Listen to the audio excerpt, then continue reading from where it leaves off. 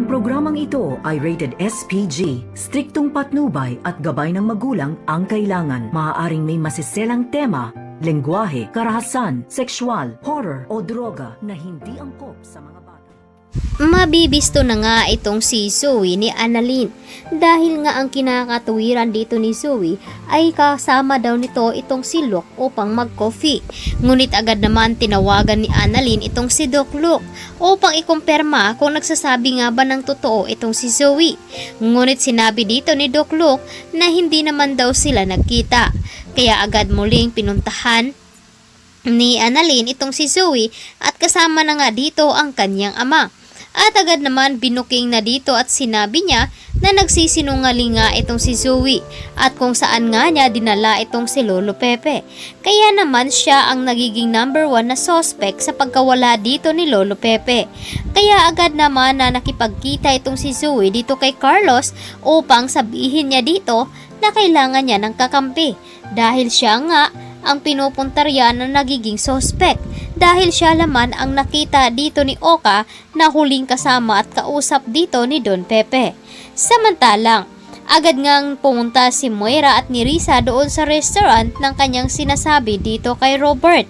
At sa pagpunta niya doon ay sinabi naman dito ni Moira na kailangan magiging act normal nga daw ito upang hindi sila mahalata dito ni Robert. Sa pagpasok pa lang nila doon ay nakita na agad ni Moira na kasama nga dito ni Robert ang kanyang kapatid na si Giselle.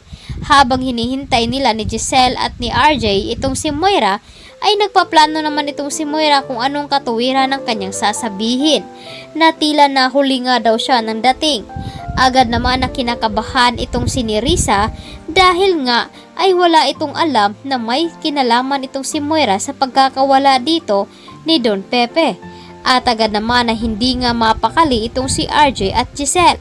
At sinabi nga dito ni Giselle na duda siya sa mga ikinikilos dito ni Moira. Kaya kailangan nila itong masundan. At ito naman doon sa budiga kung saan ay itinatali nga itong si Lolo Pepe. Pinainom ito ng tubig ng pulis at pinakain. Agad naman nababaitan itong si Don Pepe dahil nga may awa pa rin ito sa kanya at tinanggal ang tali sa kanyang bibig. Kaya hanggang sa sinabi dito ni Don Pepe na kailangan niyang mabigyan ng 10 milyon kapalit ng kanyang kalayaan.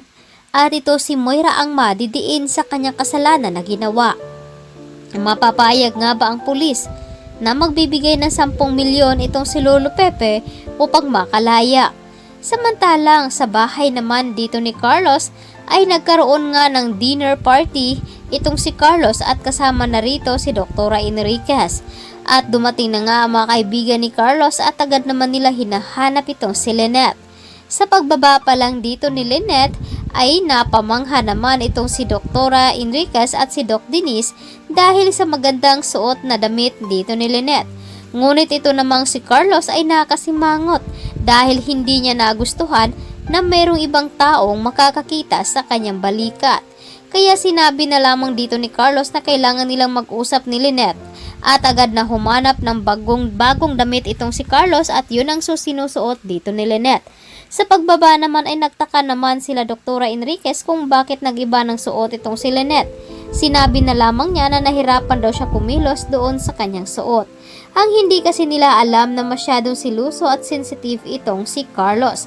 Kaya naman unti-unti na ngang matutuklasan dito ni Lynette ang pag-uugali dito ni Carlos dahil hindi na masyadong hinihigpitan na nga daw siya. Agad naman tinanong dito ni Michael kung nasaan nga ba si Annalyn. Bakit wala daw ito doon? Kaya naman agad na nakahanap ng butas itong si Carlos at sinabi niya na nandoon muna si Annalyn sa bahay nila habang pinapaayos pa ang kanilang kwarto na gagamitin dito dahil nasira nga daw ito. Kaya naman hindi na lamang nakaimik itong si Lynette. Ano nga ba ang mangyayari dito kay Don Pepe? Kaya ito ang dapat